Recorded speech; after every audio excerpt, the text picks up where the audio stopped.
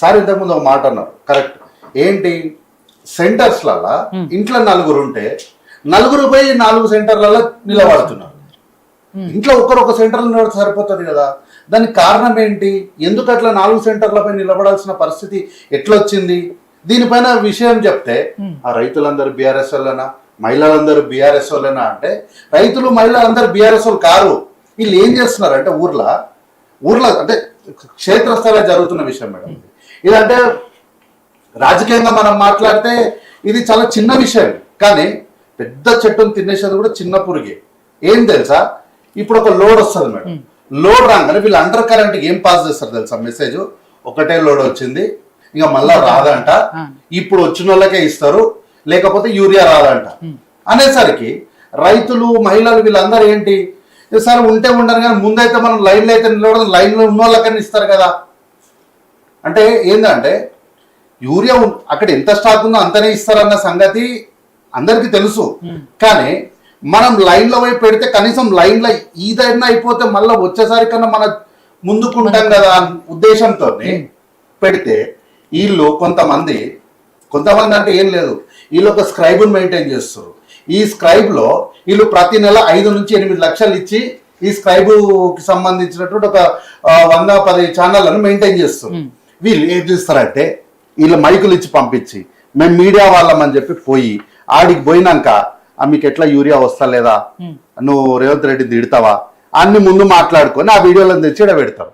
దానికోసం వీళ్ళు Instagram meet అని కూడా, ఇన్స్టాగ్రామ్ ఇన్ఫ్లుయెన్సర్స్ మీట్ అని కూడా అట్లా చేయాల్సిన అవసరం ఉందన్నా. చోట్ల నిజంగానే రైతులు గతంలో చేసింది అదే పని. నేను ఏమంటున్నా కార్తిక్ గారు, నేను గదే చెప్తున్నా మేడం, ధర్నా చేయడం నేను తప్పంటలేను, ఎవరు దాన్ని ధర్నా చేసిందని తప్పంటలేను. ఎంకరేజ్ చేసి రైతులను పోండి కూర్చోండి మాట్లాడండి లేదంటే ధర్నా చేయండి. ఏం చెప్తున్నా వారికి అర్థమవుతుంది. నిజంగా ఇబ్బంది పడ్డ వాళ్ళు కాబట్టి వాళ్ళు కడుపులో మంట ఉంది కాబట్టి పోయి చేస్తున్నారు. నేను ఏం చెప్తున్నా వారు పూర్తిగా ఇంటలేరు. నేను సగంలోనే వారు అంటే ఇదే ఫైనల్ అని వారు అనుకుంటారు. నేను చెప్పేది వారు దయచేసి పూర్తిగా ఇంటే వారికి విషయం అర్థమవుతుంది. ధర్నాని మేమేం కాదంటలేము, అయితే వీళ్ళు స్క్రైబ్ మెయింటైన్ చేస్తారు. స్క్రైబ్ ఎవరు మెయింటైన్ చేస్తారో అందరికీ తెలుసు, ప్రత్యేకంగా ఇప్పుడు ఆ పేరు చెప్పవసరం లేదు. స్క్రైబ్ మెయింటైన్ చేసే వాళ్ళకి ఆ విషయం తెలుసు. అయితే వాళ్ళు ఇవన్నీ వెళ్ళి ఇన్స్టాగ్రామ్ ఇన్ఫ్లుయెన్సర్స్ మీట్ అని ప్రతి నెల 2 నెలల కోటి పెడుతున్నారు. ఇప్పుడు మనకి ఇన్స్టాగ్రామ్లో తొలత వచ్చే వీడియోలన్నీ ఇవే. తర్వాత ఏమైతాయంటే ఒక్కోటి డిలీట్ అయిపోతా పోతాయి. ఎందుకు డిలీట్ అయినాయంటే అప్పుడు వాళ్ళు నిజాలు చెప్తారు. అయితే మాట్లాడుకుంటే ఏమన్నారు, యూరియా కోసం ముఖ్యమంత్రి గారికి ఎక్కడ కూడా ఇంట్రెస్ట్ లేదు, కానీ ఏమంటారు అసలు యూరియా కొరత లేదని చెప్తున్నారు. యూరియా కొరత లేదు, ఉన్న దానిపైన మాట్లాడాడు, కేంద్రం దగ్గరికి పోడు, 52 సార్లు పోయిండు, యూరియా గురించి మాట్లాడారు అని అన్నారు. కానీ దేనిపైన ఇంట్రెస్ట్ ఉంది అంటే ట్యాంక్ బండ్ మీనికి ఓనికే, అక్కడ ఓనికే, హైడ్రా మీనికి ఓనికి ఇవన్నీ అన్నారు. వీళ్ళు నిన్నటిదాకా ఇన్స్టాగ్రామ్లో నేను వెతికిన, నేను వేరే దాంట్లో డౌన్లోడ్ చేసినట్టున్నా, నిన్నటిదాకా ఒక పాట పెట్టి ఏందో దేక్లేంగే అని పోలీసు వాళ్ళ ముందు డ్యాన్స్లు వేసిన వీడియోలు, పిల్లలు అంటే చిన్న పిల్లలు వాళ్ళు, నాకు తెలిసి ఆ పిల్లలు 18-20 ఏళ్ళు ఉంటాయి, ఆ పిల్లలు డ్యాన్స్లు వేసిన వీడియోలను తీసుకొచ్చి ఇక చూడు మొత్తం తెలంగాణ ఇదే ఇట్లనే ఉంది మొత్తము, ఇంకా నిన్న పొద్దున కేటీఆర్ ఏదో మాట్లాడుకుంటూ ఆడ దేక్లేంగే ఈడ దేక్లేంగే అని అంటారు. తర్వాత ఆ వీడియోలన్నీ ఇట్లా ఇంకొకటి డిలీట్ అవ్వకుండా వచ్చినాయి. ఒక పిల్లల దగ్గరకు ఎందుకురా మీ వీడియో డిలీట్ చేసారు, మీ అకౌంట్లో ఈ వీడియో ఉన్నాయంటే అన్న పైసలు ఇస్తామని చెప్పారు, కొడుకులు ఇచ్చలేరు, మోహన్ చేసారు అన్న దొంగ కొడుకులు అని అప్పుడు చెప్పిన వీడియో కూడా ఉంది, ఆ వీడియో కూడా ఉంది. కాబట్టి వీళ్ళు ఏంటంటే ఏదైనా సరే అంత కృత్రిమమే. అరే ఒక ముఖ్యమంత్రి సెక్యూరిటీ లేకుండా, ఈయన నువ్వు సెక్యూరిటీ లేకుండా దమ్ముంటే బయటికి రా రా రా అన్నాడు, వచ్చిండు. సెక్యూరిటీ ఏమైనా ఉందా? సాధారణమైన సెక్యూరిటీ, ఎలాంటి సెక్యూరిటీ లేకుండా ప్రజల మధ్యలోకి వచ్చి అక్కడ పరిస్థితులు ఎట్లున్నాయని దేవుడికి సంబంధించిన విషయం పైన కూడా వీళ్ళు రాజకీయం చేస్తే ఏమనాలి? నిమజ్జనం ట్యాగ్మాన్ మీకు ఆయన మన క్యాటవాక్ చేయడానికి వచ్చిండా, లేకపోతే మీలాగా ఫోటోషూట్ చేయడానికి వచ్చిండా? దేవుడికి సంబంధించిన నిమజ్జనం కోసం వచ్చిండు, దాన్ని కూడా సాధారణమైన వ్యక్తిగానే వచ్చిండు కదా.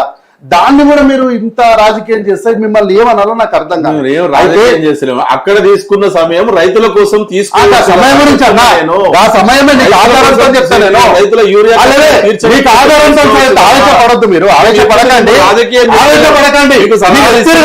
మీరు ఎప్పుడు 50,000 ఇస్తామని 50,000 ఇస్తామని మోసం చేసే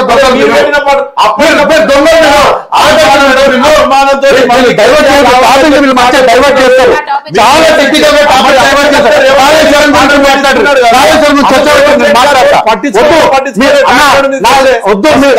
టాపిక్ డైవర్ట్ చేసే ప్రయత్నం మీరు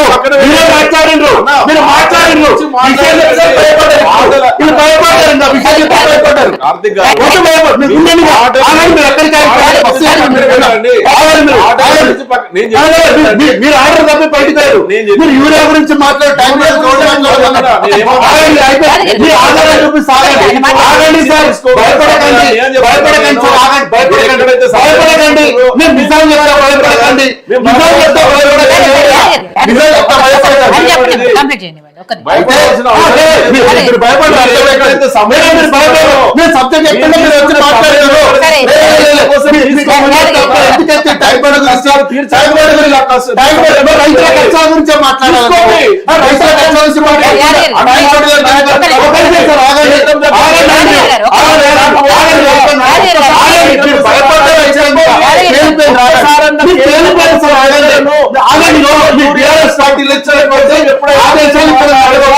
మీ బీఆర్ఎస్ పార్టీ ఇచ్చే ఆదేశాలు ఇక్కడ నడవదు. దయచేసి ఆగండి. మీరు ఇదే కంటిన్యూ చేసి మళ్ళీ మాట్లాడారు. చర్చలో మాట్లాడారు. అయితే లేదు అని అన్నారు.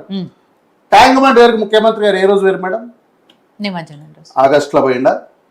ఇది జూలై 8, 2025 నాడు, July 8, 2025 CM Revanth Reddy urges centre to ensure timely adequate supply of urea. పోలేదా? మాట్లాడలేదా? అడగలేదా? దానికి కేంద్ర ప్రభుత్వం మేము ఇయ్యం, మీకు ఏం చేసుకుంటారో చేసుకోండి అని అన్నదా? ఓకే, వాళ్ళు పరిగణలోకి తీసుకున్నారు. ముఖ్యమంత్రి గారు వెళ్ళి మాట్లాడినప్పుడు దాన్ని పరిగణలోకి తీసుకున్నారు. జూలై 8. ఇప్పుడు సెప్టెంబర్ వచ్చింది, మరి 2 నెలల నుంచి కూడా సమస్య అట్లే ఉంది కదా. నేనేమంటున్నా వీళ్ళు రైతుల గురించే మాట్లాడతలేరు అని అంటే, మేము బాధ్యతగా చేసిన పనుల గురించి చెప్తున్నాం. దాని ప్రశ్న ఇంకా అయిపోలేను, అది బాధ్యతగా మేము చేసిందని చెప్తున్నాము. కేంద్ర ప్రభుత్వం కూడా ఆ రోజు ఏం చెప్పిన మాట చెప్పినా నేను, వరే మీ ఇసిరిగొట్టలే, వాళ్ళు తీసుకున్నారు. తీసుకున్నాక వాళ్ళు దాన్ని క్లియర్ చేయకపోతే ఆగస్టు 18, 2025 నాడు Telangana Congress MPs raise urea shortage issue in parliament.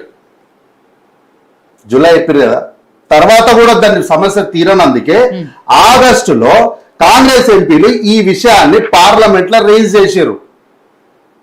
అందుకే ఆ విషయాలను వచ్చినప్పుడే ఇంతకుముందు సాగర్ గారు చెప్పిన విషయాలు అన్న కూడా ఇంతకుముందు కిషన్ రెడ్డి గారు మా కేంద్ర మంత్రి మాట్లాడినారని చెప్పిన లెక్కలు ఇవన్నీ గవే. వాస్తవానికి యూరియా అనేది తెలంగాణ రాష్ట్రంలో ఉన్న సమస్య కాదు, అన్ని రాష్ట్రాలలో ఉన్నటువంటి సమస్య. దాన్ని బీఆర్ఎస్ పార్టీ వాళ్ళు అధికారం అంటే ఇవన్నీ జరిగినప్పుడు వీళ్ళకి ఏంటంటే అధికారం పైన వీళ్ళకున్న వ్యామోహము, వెంపరపాటు ఏంది అనేది ఇక్కడ కనిపిస్తుంది. వాళ్ళకి అరే అన్ని రాష్ట్రాలు ఉంది కదా, అన్ని రాష్ట్రాలకు ఇదే ప్రాబ్లం ఉన్నప్పుడు మీరు తెలంగాణ రాష్ట్రంలో మాత్రమే కాంగ్రెస్ పార్టీ వచ్చినందుకే ఆనాటి రోజులు వచ్చినాయని మీరు కాంగ్రెస్ పార్టీని మాత్రమే నిందించడం అంటే మీకున్నటువంటి అధికారం పైన మీకున్నటువంటి వ్యామోహం ఏంది అనేది ఇక్కడ కనిపిస్తుంది. సార్ ఓ మాట అన్నారు, అడిగింది కాదు కేటాయించిందని మళ్ళీ వారు ఇంకొక సబ్మిషన్ ఇచ్చారు. కేటాయించిన దాంట్లోనే పూర్తిగా ఇవ్వలేదు అని కూడా చెప్పారు. అయితే సార్ ఒక సజెషన్ చేశారు, ఏంటి, ఒకటే కంప్యూటర్ పెట్టుకునే దగ్గర 4 కంప్యూటర్లు పెట్టుకోవచ్చు కదా అని ఒక సజెషన్ ఇచ్చారు. Valuable, okay, accepted. నా చేతనైనంత వరకు వారు ఇచ్చినటువంటి సజెషన్ ని పైకి తీసుకెళ్లే ప్రయత్నం చేస్తా. కరెక్ట్, ఒక దగ్గర పెట్టదని కొంత ఎక్కువ రిక్రూట్మెంట్ చేసుకొని ఒక దగ్గర 2-3 కంప్యూటర్లు పెట్టుకుంటే బహుశా ఈ లైన్ల సమస్య ఉండదేమో, వారి సజెషన్ ని నేను యాక్సెప్ట్ చేస్తా. కానీ కేటాయించిన దానికన్నా తక్కువ ఇచ్చినప్పుడు ఎట్లా మీరు కాంగ్రెస్ పార్టీని నిందిస్తారో నాకు అర్థం కాలేదు. కేంద్రమే బయట అంటే ఒక రాష్ట్రం పెట్టిన ఇంటెండ్, కేంద్రం పెట్టాల్సిన ఇంటెండ్ లోనే మీరు తక్కువ పెట్టిరని చెప్తున్నారు. అది వీరు కూడా ఒప్పుకుంటున్నారు బీజేపీ వాళ్ళు. కాబట్టి అసలు ఉన్నదే తక్కువ యూరియా, వస్తున్నదే తక్కువ యూరియా, అన్ని దశల వారీగా వస్తున్న యూరియా పైన కాంగ్రెస్ పార్టీ పైన మీరు నెపం వేయడానికి మీకు మనస్సాక్షి ఎట్లా వస్తుందో నాకు అర్థం కాదు. అయితే చాలా సంవత్సరాల తర్వాత, కొన్ని దశాబ్దాల తర్వాత రోహిణి కార్తీలోనే తొలకరి వర్షాలు జల్లులు పడడం వల్ల కొన్ని సంవత్సరాలు వస్తున్నటువంటి ఒక సిస్టమ్ అనేది కొంత డిస్టర్బెన్స్ స్కాటర్ అయింది. దానివల్ల ఏమైందంటే హైప్ క్రియేట్ అయింది. ఈ హైప్ క్రియేట్ అవ్వడం వల్ల నిజం లేచి నిలబడే లోపు ఈ అబద్ధం 6 గేర్లు చేసి వచ్చింది. ఏంది? యూరియా లేదంట, యూరియా ఇయ్యారంట, కాంగ్రెస్ పార్టీ వచ్చిందంట, కాంగ్రెస్ పార్టీ లైన్లో చెప్పులు పెట్టింది. వీళ్ళు అంటున్నటువంటి ఆనాటి రోజులు ఆనాడు కాంగ్రెస్ పార్టీ కేంద్రంలో ఉండే, మరి ఈ రోజు ఎవరున్నారు అనే విషయాన్ని చెప్పకుండా కేంద్రం రాష్ట్రంలో రేవంత్ రెడ్డి వీళ్ళకి బీఆర్ఎస్ పార్టీలకు ఏంది అంటే 2 విషయాలు చెప్తున్నారు మేడం. కట్టె పట్టుకొని చెట్టు మీద కూర్చోటి చెప్తున్నారు. ఒకటి, ఎవరైనా కాంగ్రెస్ పార్టీ అధికారంలో ఉన్నా మనకి ఇబ్బంది ఏం లేదు, ఎవరైనా ముఖ్యమంత్రి ఉండని, రేవంత్ రెడ్డి మాత్రం ముఖ్యమంత్రి ఉండకూడదు, రేవంత్ రెడ్డి మీద పర్సనల్ అటాక్స్ చేయండి. ఒక విషయం. రెండో విషయము, మన గురించి లెక్కలు చెప్పిన వెంటనే మీరు మధ్యలో ఇంటరప్ట్ చేసి చాలా తెలివిగా దాన్ని ఏం చేస్తారంటే ప్రజల సమస్యని మాట్లాడినట్టు అసలు సబ్జెక్ట్ కాకుండా డైవర్ట్ చేయండి. కాళేశ్వరంకి తీసుకపోండి, హైడ్రాకి తీసుకపోండి, ఆడికి తీసుకపోండి, ఈడికి తీసుకపోండి అని. ఏడికి వచ్చినా కూడా ఎర్రచీర కట్టుకుందంతా నా పెళ్ళమే అన్నట్లు. అరే రాష్ట్రంలో ఏడో వచ్చిన కాళేశ్వరం నీళ్ళు అంటే ఏం చెప్పాలి? శ్రీపాద ఎల్లంపల్లి కాంగ్రెస్ పార్టీ నిర్మించిందని ఆయన మాట్లాడుకుంటూ చేస్తే వీళ్ళకి తెలివి ఉంది మేడం. ఒకటి బీఆర్ఎస్ పార్టీ గురించి నేను 100% ఒప్పుకుంటా. ఏంటంటే వాళ్ళకు చాలా తెలివి ఉంది, కాంగ్రెస్ పార్టీకి చిత్తశుద్ధి ఉంది. వీళ్ళు చాలా తెలివిగా మాట్లాడతారు, కాంగ్రెస్ పార్టీ చిత్తశుద్ధితోనే మాట్లాడతారు. ఆయన ఏమన్నారు మీటింగ్ లో మాట్లాడుకుంటూ, కాళేశ్వరం కాదు ఇక్కడికి వస్తున్నటువంటి నీళ్లు శ్రీపాద ఇల్లంపల్లి, ఆ నిర్మాణం జరిగింది శ్రీపాదరావు గారి పేరు కదా. ఒక్క నిమిషం. అయితే వచ్చిందే దాని పేరు మీద. ఆయన శ్రీధర్ బాబు గారి తండ్రి శ్రీపాదరావు గారు కాంగ్రెస్ పార్టీ నిర్మించింది అని అంటే దాన్ని వీళ్ళేమంటారు, శ్రీపాదరావు గారు అప్పుడు చచ్చిపోయాడు, ఎట్లా నిర్మించండి తర్వాత ఒక లాజికల్ వీళ్ళు లాజికల్ మాట్లాడడానికి పనికొస్తారు తప్ప ప్రజల పక్షాన మన